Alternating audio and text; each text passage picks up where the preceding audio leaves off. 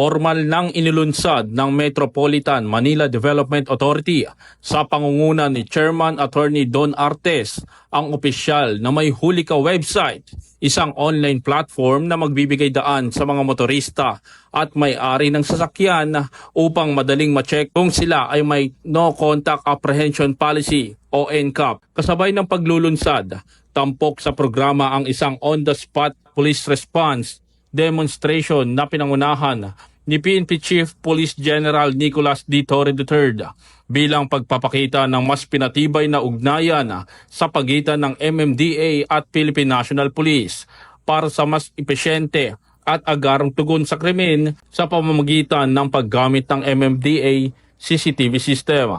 Bilang bahagi ng pinalakas na koordinasyon, inanunsyo ni Police General Torre na magkakaroon ng police personnel na may radyo na itatalaga sa MMDA Monitoring Center upang mas mabilis na maiparating sa pulisya ang mga insidenteng nangangailangan ng agarang aksyon. Upang ipakita sa bisa ng sistemang ito, nagsagawa ang PNP ng isang on-the-spot 3 minutes police response demonstration sa harap ng media. Hinamon ni Police General Torre ang press ng pumili ng lokasyon sa loob ng Quezon City at agad niyang niradyo ang pinakamalapit na pulis sa nasabing lugar. Sa loob lamang ng 3 minuto, matagumpay na nakapagresponde ang itinalagang pulis, patunay ng kahandaan ng PNP sa paggamit ng teknolohiya para sa mabilis na serbisyo publiko.